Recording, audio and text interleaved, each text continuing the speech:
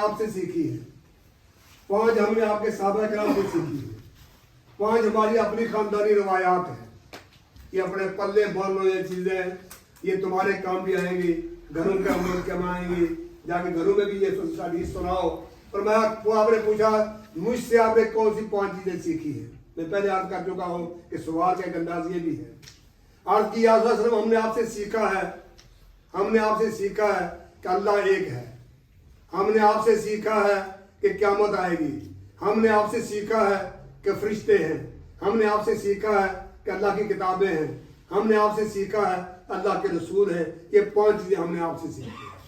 کتابیں آئیں تو میں قرآن بھی آ گیا، رسول آئے تو آپ وسلم بھی آ گئے، فرشتوں کا ایمان آیا وہ ایمان پر غائب ہو گیا، قیامت کا آیا تو یہ بھی پتہ چل گیا کہ جو عمل کرے گا اس کا بدلہ دینا پڑے گا. دنیا کھیتی کی جگہ ہے، یہ دل لگانے کی جگہ نہیں ہے. جو کمائیں گے وہی ملے گا. کما تو دین و تو دار، جیسا کرو گے ویسا بھرو گے. از مقافات عمل غافل بشو، گندم رویت جو دے جو، زمین کرے تو جو کے بیج ڈالو گے تو جو ہی پیدا ہوں گے، گندم ڈالو گے تو گندم ہی پیدا ہوگی. گندم ڈال کر تمہیں انگور نہیں مل سکتے، اور انگور کی بیل سے تمہیں کشمش نہیں مل سکتا، انگور کی بیل سے آپ کو کوئی گندم نہیں مل سکتی. جو بیج ڈالو گے وہی ملے گا. اس لیے ہمارا ایمان پکا ہو گیا. آپ نے ہمیں یہ 5 چیزیں سکھائی. ایک ایک چیز پر بڑا لمبا گفتگو ہو سکتی ہے، بڑا وسیع مضمون ہے، لیکن میں اشارے کر کے جا رہا ہوں. آپ نے پوچھا، مسکرا کے پوچھا کہ میرے ساتھیوں سے آپ نے کیا سیکھا ہے؟ میرے ساتھیوں سے تم نے کیا سیکھا ہے؟ فرمایا تمہارے ساتھیوں سے ہم نے کلمہ سیکھا ہے. کلمہ سیکھنا پڑتا ہے، کلمہ بنانا پڑتا ہے، کلمے کے لیے عمل ہے. اب اشار فرمایا کہ من قال لا الہ الا اللہ دخل الجنہ، جو لا الہ الا اللہ محمد رسول اللہ پڑھے گا وہ جنت میں جائے گا. ایک دوسری حدیث میں آپ نے اشار فرمایا کہ یہ جنت کی چابی ہے، نماز جنت کی چابی ہے، لیکن یاد رکھو چابی کے اندر دندانے بھی ہوتے ہیں. سیدھی ہو تو پھر تالا نہیں کھل سکتا. وہ دندانے کچھ تقاضے ہیں، وضو کرنا پڑے گا، کپڑے اچھے لگانے پڑیں گے، اور سارے جسم کو پاک کرنا پڑے گا. مَطْعَمُكُمْ حَرَامٌ وَمَشْرَبُكُمْ حَرَامٌ وَمَلْبَسُكُمْ حَرَامٌ فَأَنَّىٰ يُسْتَجَابُ لَكُمْ. اگر تمہارا لباس حرام کا ہوا، پینا حرام کا ہوا، کھانا حرام کا ہوا، پھر نمازیں کیسے قبول ہوں گی، روزے کیسے قبول ہوں گے، پھر تمہیں یہ ثواب کیسے ملے گا؟ اس کے کچھ تقاضے ہوتے ہیں. فرمایا آج کی وسلم ہم نے آپ سے کلمہ سیکھا. آپ صاحب کے صحابہ نے کلمہ سیکھا ہے، نماز سیکھی ہے، روزہ سیکھا ہے، زکوٰۃ دینی سیکھی ہے، حج کرنا سیکھا ہے. یہ 5 ہم نے آپ کے صحابہ کرام سے سیکھے. یہ وہ چیزیں جو بنیادی چیزیں اسلام کی آپ کے صحابہ کرام سے سیکھی. پھر آپ مسکرائے، فرمایا پوچھا کہ تمہاری اپنی روایات کون سی ہیں، وہ کون سی تم کرتے ہو؟ فرمایا 5 چیزیں ہماری خاندان کے موجود ہیں، اسلام سے پہلے بھی موجود تھی، اسلام لانے کے بعد بھی ہے. لہٰذا ہم کبھی ناکام نہیں ہوئے، کبھی شرمندہ نہیں ہوئے، کبھی ہمیں شکست نہیں ہوئی، کبھی ہم اولادوں سے معروف نہیں ہوئے، کبھی ہماری اولادیں نافرمان نہیں ہوئی، کبھی ہماری بیویاں ہمارے سامنے آنکھ اٹھا کے ہمارے ساتھ بات نہیں کرتی، ہماری فرما بردار رہتی ہے. ہمارے گھر سکون کے جیسے کو سکون کا گہوارہ بنے ہوئے ہیں. وہ 5 چیزیں ہماری خاندانی روایات ہیں. فرمایا وہ کون سی؟ فرمایا الصبر عند البلاء، جب کوئی مصیبت آتی ہے ہم صبر کرتے ہیں. یہ سوچتے ہیں کہ اللہ نے ہمارے مقدر میں لکھا تھا لا تقل انی جو فعلت کذا و کذا لکان کذا ولکن کل قدر اللہ ما شاء فعل فإن اللہ تحت عمل الشیطان. اب میں کبھی یہ نہ کہو کہ اگر میں یہ کرتا ایسا ہو جاتا، اگر یہ کرتا ایسا ہو جاتا، گھر سے نہ نکلتا تو ایکسیڈنٹ نہ ہوتا، میرا بچہ یہ غلطی نہ کرتا تو یہ کام نہ ہوتا. بلکہ ہمیشہ کہا کرو کہ جو اللہ چاہتے ہیں وہ ہوتا ہے، ہماری مرضی سے کچھ نہیں ہوتا. یہ اگر مگر تمہیں شیطان سکھاتا ہے، اگر مگر تمہیں شیطان سکھاتا ہے. میرے استاد کے مولا ادریس کندی رحمۃ اللہ علیہ، لوگ کہتے ہیں اتفاق سے ایسا ہو گیا، بھی ہم کہتے ہیں اتفاق سے ہو گیا. اور میں یہ کہنا کفر ہے، اتفاق سے ایسا ہو گیا یہ کہنا کفر ہے. اس لیے کہ اتفاق سے نہیں ہوتا، اللہ کرتے ہیں. اتفاق سے نہیں ہوتا، اللہ کرنے والے ہوتے ہیں. تو بات یاد رکھیے. فرمایا کہ پہلی صفت ہماری خاندانی روایت کی ہے الصبر عند البلاء، جب کوئی مصیبت آتی ہے ہم صبر کرتے ہیں. والشکر عند الراحہ، جب کوئی آسانی آتی ہے متکبر نہیں بنتے، اکڑتے نہیں کہ ہم نے اپنے کمال سے یہ مال حاصل کر لیا، بلکہ ہم اللہ کا شکر ادا کرتے ہیں، اس کی نعمت کی قدر کرتے ہیں. مال ہو تو اللہ کے راستے میں خرچ کرتے ہیں، بچے ہوں تو دین پڑھاتے ہیں، گھر کے اللہ کا ذکر کرتے ہیں. اللہ آپ نبی کی سنتوں کو زندہ کرتے ہیں، اللہ کی نعمتوں پر اس کا شکر ادا کرتے ہیں۔ اور تیسرا یہ ایمان ورضا بالقدر، اور تیسرا ہماری خاندانی روایات میں یہ ہے کہ تقدیر پر پکا ایمان ہے کہ جو اللہ نے لکھا ہے، رفعت الاقلام وجفت الصحف، اللہ نے تقدیر لکھ دی ہے اور قلم خشک ہو گئی ہے، اب اس کو کوئی تبدیل نہیں کر سکتا۔ لہذا ہم راضی رہتے ہیں اللہ کی تقدیر پر۔ بچہ فوت ہو جائے تب بھی کہتے ہیں انا للہ و انا الیہ راجعون، بیوی فوت ہو جائے تب بھی کہتے ہیں انا للہ و انا الیہ راجعون، مال ضائع ہو جائے تو کہتے ہیں اللہ نے دیا تھا واپس لے لیا۔ لہذا ہم تقدیر پر راضی رہتے ہیں۔ چوتھی صفت ہماری یہ ہے الصدق عند لقاء العدو، جب دشمن سے ٹکراؤ ہوتا ہے تو ہم اس کو ان کے پانی خراب نہیں کرتے، ان کے راستے نہیں اجاڑتے، ان کے باغات کو خراب نہیں کرتے، ان کے درختوں کو نہیں کاٹتے، ان کی بیویوں کو نہیں مارتے، ان کے بچوں کو نہیں مارتے، ان کے جانوروں کو ذبح نہیں کرتے، ان کو نقصان نہیں پہنچاتے، ان کے گرجوں کو محفوظ رکھتے ہیں، ان کے مندروں کو محفوظ رکھتے ہیں، انہیں جینے کا حق دیتے ہیں۔ دشمنی کے اندر ہم اندھے نہیں ہو جاتے بلکہ ہم انسان ہی رہتے ہیں، جیسے اپنوں کے لیے جذبہ رکھتے ہیں ایسے ان کے لیے جذبہ رکھتے ہیں۔ مقابلہ ہو جائے تو کفر کا مقابلہ ہوتا ہے، ایسی کمزور چیزوں کے ساتھ مقابلہ نہیں کرتے۔ الصدق عند لقاء العدو، مخالف کو یا دشمن کو کمزور سمجھ کر اس پر چڑھائی کر کے ظلم کرنا، یہ بھی ظلم ہے۔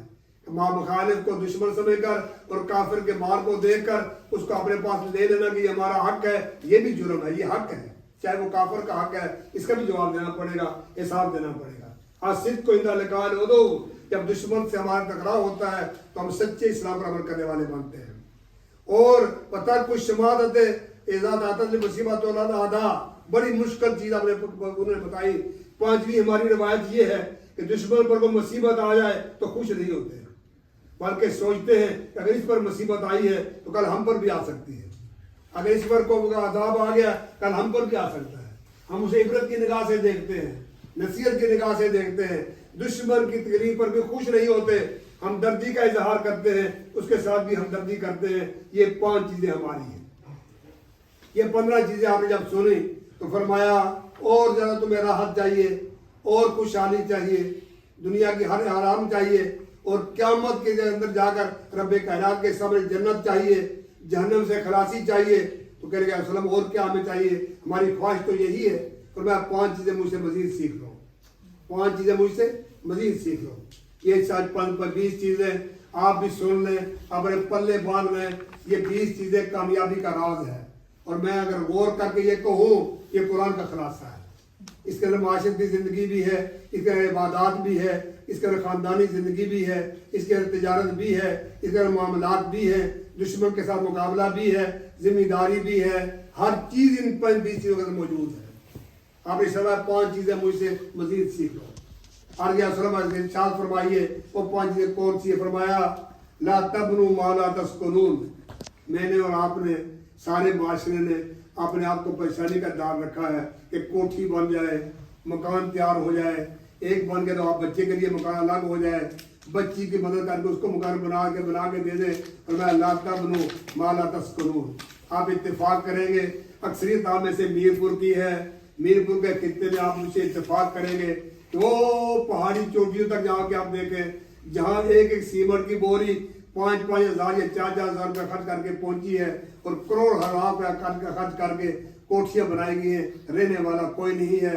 باہر ان کے کانٹے دار جھاڑیاں رکھی گئی ہیں تاکہ اندر گدے نہ چلے جائیں، کوئی چیز نہ چلی جائے۔ سال بعد کے بعد جا کے یا صاف کرتے ہیں یا کسی اور آدمی کو رکھتے ہیں 20-30 روپے دے کر مہینے کے لیے، اور وہ دروازے بھی کو اکھاڑ دیتا ہے، وہ ٹینٹیں بھی تباہ کر دیتا ہے، فرش بھی تباہ و برباد کر دیتا ہے۔ پھر جاتے ہیں کئی لاکھ روپے خرچ کر کے پھر ٹھیک کرتے ہیں۔ لا تبنوا ما لا تسکنون، ایسی عمارتیں نہ بناؤ جن کے تم رہو گے نہیں، جو تمہارے کام کے نہیں۔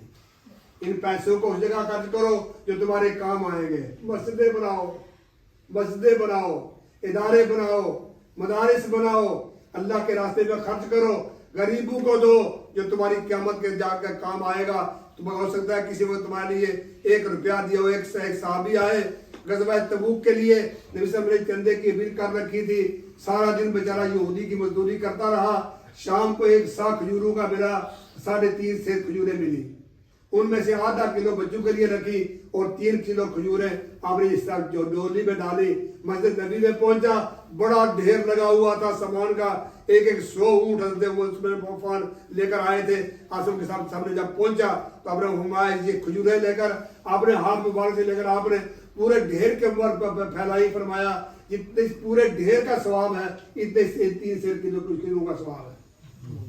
اللہ کے راستے میں خرچ کرو, جنت چاہیے اللہ کے راستے میں خرچ کرو. لا تبنوا ما لا تذکرون, ایسے مکانات کیوں بناتے ہو جن میں تم رہو گے نہیں. میں اور آج آپ غلام بن کے سیمنٹ کو صاف کرنے کے لیے, ہماری مائیں بہنیں غلام بن کے دروازوں کو صاف کرنے کے لیے, میری آپ کی مائیں بہنیں سارا دن فرشوں کو صاف کرنے پر لگی رہتی ہیں. کسی کے گوڈے میں درد ہو رہا ہے, کسی کی کمر میں درد ہو رہا ہے, جو اٹھنے کے قابل نہیں ہے. پھر ہم بات خواتین کو رکھتے ہیں کام کرنے کے لیے, وہ گھر سے چوری کرتی ہیں. کتنے واقعات بھی ایسے ہو گئے کہ وہی خواتین لوگوں کو قتل کر کے چلی گئی. لا تبنوا ما لا تذکرون, ایسے مکانات نہ بناؤ جن میں تم رہو گے نہیں. لا تجمعوا ما لا تاکلون, وہ مال نہ جمع کرو. آپ نے فرمایا 5 چیزیں مجھ سے سیکھ لو, ان میں سے پہلے یہ لا تبنوا ما لا تذکرون, ایسی عمارتیں نہ بناؤ جہاں تم رہو گے نہیں. ولا تجمعوا ما لا تاکلون, یہ بینک بیلنس کیوں بنا کے رکھتے ہو.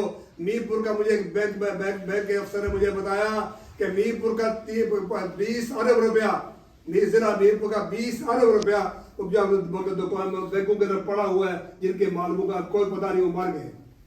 وہ جمع کرا گئے, وہ ماؤں کے نام پر تھا, وہ بہنوں کے نام تھا, وہ بیٹیوں کے نام پر تھا, خود خرچ نہیں کیا, بینکوں میں پڑا رہا, خود مار گئے. اب بچوں کو پتہ بھی نہیں کہ ہے یا نہیں ہے, اگر پتہ ہو بھی ثابت نہیں کر سکتے ہمارے یہ پیسے ہیں. یہ پہلا تجمعوا ما لا تاکلون, تم ایسے مال کیوں جمع کرتے ہو جو تم کھا نہیں سکتے.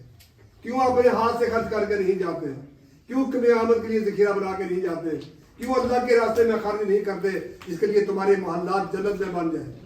من بنا للہ مسجدا بن اللہ لہ فی الجنہ, جو مسجد کو بنا کے جائے گا اللہ اس کا محل جنت میں تعمیر فرمائیں گے.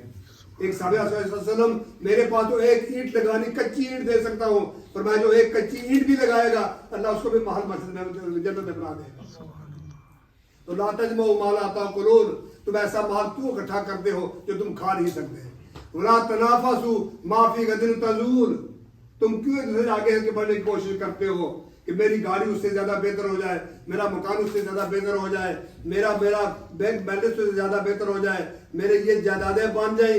یہ کیوں اس کے اندر آگے بڑھنے کی کوشش کر رہے ہو جو کل ختم ہو جائے گا. کس کے پاس رہے گا جب جاؤ گے؟ دونوں ہاتھ خالی ہوں گے. سکندر نے کہا تھا جو دنیا کا بڑا بادشاہ گزرا, جہرم تک اس کی حکومت ہوئی, یونان کو فتح کیا, یورپ کا مالک بنا, ایشیا کا مالک بنا, چائنا تک گیا, کتنی دنیا کا مالک بنا. کہنے لگا میں مر گیا تو میرے دونوں ہاتھوں کو چارپائی کے اوپر سے باہر نکال کر اوپر کر دینا تاکہ لوگوں کو یہ پتہ نہ چلے کہ سکندر خالی ہاتھ جا رہا ہے. میں نے شعر ایک 2 شعر پڑھے ہیں 2 قبروں پر, وہ آپ کی نظر کر رہا ہو. ایک شعر کا شعر ملکہ نور جہاں کا ہے, جس کے اشاروں پر سرائیں بنا کرتی تھی, جس کے اشاروں پر قلعے بنا کرتے تھے, جس کے کہنے پر تاج محل آگرہ بنا تھا. انہیں کہا جب میں مر گئی تو میری قبر پر ایک شعر لکھ دینا. لاہور میں شاہ درہ میں اس کی قبر ہے, آج بھی موجود ہے. اگر کسی کو شوق ہوا تو کبھی جا کے دیکھنا, شاہ درہ لاہور میں آج بھی شعر اس کے اوپر لکھا ہوا ہے. بر مزار ماں غریباں نہ چراغے نہ گلے, نہ پرے پروانہ سوزد نہ صدائے بلبلے. میں کئی من مٹی کے نیچے دفن ہوں. آج میرا شالیمار باغ سری نگر کا, آج میرا نشاط باغ سری نگر کا, آج میرا شالیمار باغ لاہور کا, آج میرا تاج محل آگرے کا میرے ساتھ نہیں جا رہا, بلکہ آج میری قبر پر کوئی روشنی بھی کوئی دیا جلانے والا میں نہیں ہے. بر مزارے ماں غریباں نہ چراغے نہ گلے, نہ پرے پروانہ سوزن نہ صدائے بلبلے. آج کو پروانہ بھی میری قبر پر آ کر کسی دیے پر اپنی جان دینے کے لیے تیار نہیں, اسی کے دیا جلانے والا کوئی نہیں ہے, مٹی کے دفن ہو گئی. دوسرا شعر میں نے دہلی میں پڑھا تھا, مظہر جانے جانا کا. مظہر جانے جانا مغلیہ خاندان کے آخری فرمانروا بہادر شاہ ظفر کا پھوپھی زاد پر بیٹا بھائی ہے. انہیں خاندان مغلیہ کا چشم و چراغ ہے. مظہر جانے جانا بڑا عظیم آدمی تھا تاریخ کا. وہ جب جیل میں چلا گیا, حکومت ان کی تھی جہاں بیٹھے ہوئے ہیں, تو اس زمانے میں یہ جیل میں چلا گیا تو بیٹو نے جا کے کہا باجی تھوڑی سی کیا کہ غلطی ہو گئی ہے, کہنے لگا کیا فائدہ ہوگا، کیا فائدہ ہوگا؟ انہوں نے کہا تھا میں جب مر گیا تو میری قبر پر یہ شعر لکھ دینا. بیوی کہتی ہے کہ مظہر مر گیا، بچے کہتے ہیں کہ مظہر مر گیا، لوگ کہتے ہیں کہ مظہر مر گیا، در حقیقت وہ تو اپنے گھر گیا، مرا نہیں بلکہ وہ تو اپنے گھر گیا. یہ میرا اور آپ کا گھر ہے، یہ قبر ہے. اور میں اللہ تنافسوا ما فی غد تزول، ایسے دوسرے سے بڑھنے کی کیوں کوشش کرتے ہو؟ جو مال تمہارا کل ختم ہو جائے گا، تم اس دوڑ میں کیوں لگے ہوئے ہو کہ فلاں کے پاس اتنے ہو گئے، میرے پاس کیوں نہیں ہوئے؟ اور چوتھی چیز آپ نے فرمایا مجھ سے سیکھ لو وتوکلوا علی اللہ، جب بھی کوئی کام کرو تو اس پر کام کرنے کے بعد یہ نہ سوچو کہ اب ہمیں پھل مل جائے گا، بلکہ یہ کہو کہ اللہ دینے والے ہیں، اللہ پر بھروسہ رکھو. اللہ کے بغیر کوئی اولاد نہیں دے سکتا، نہ مال دے سکتا ہے، نہ عزت دے سکتا ہے، نہ اقتدار دے سکتا ہے، نہ تندرستی دے سکتا ہے. وتوکلوا علی اللہ، اللہ کا بھروسہ رکھو. اور پانچویں چیز آپ نے ارشاد فرمایا والاشتیاق بالجنہ، وہ اعمال کرو جس سے تمہیں جنت مل جائے، وہ شوق رکھو جس سے تمہیں جنت مل جائے. اور یہ جنت اس طرح ملے گی، یہ رمضان کے روزے ہیں جو گزر گئے. آپ نے ارشاد فرمایا من صام رمضان ایمانا و احتسابا غفر له ما تقدم من ذنبه، جو رمضان کے روزے اس نیت سے رکھے، ایمان پکے ایمان کے ساتھ رکھے اور اس غرض سے کہ اللہ مجھ سے راضی ہو جائے، اس کے سارے گناہ معاف ہو جائیں گے. اللہ تبارک و تعالیٰ جو فرمایا من قام لیلۃ القدر ایمانا و احتسابا غفر له ما تقدم من ذنبه، جو لیلۃ القدر کی رات کو بیدار رہا اللہ اس کے سارے گناہوں کو معاف فرما دیں گے. من قام رمضان ایمانا و احتسابا غفر له ما تقدم من ذنبه، جو نماز تراویح پڑھتا رہا، قرآن حکیم سنتا رہا، اللہ اس کے بھی سارے گناہوں کو معاف فرما دیں گے. اللہ تعالیٰ میری دعا ہے کہ آپ کو یہ قرآن سننا اور سنانا آپ سب کی گناہوں کی مغفرت کا ذریعہ بنائے. اللہ تعالیٰ جلد سے جلد آپ اس ادارے کو، اس مسجد کو پایہ تکمیل تک پہنچائے. اللہ تعالیٰ اس کو پکائے نور بنائے، دنیا کے روشنی پھیلنے کا ذریعہ بنائے. اللہ مولانا خان صاحب کی کاوشوں کو اور سب ساتھیوں کی کاوشوں کو آنے دربار میں قبول و منظور فرمائے. وآخر دعوانا ان الحمدللہ رب العالمین. جزاک اللہ خیر. ماشاء اللہ.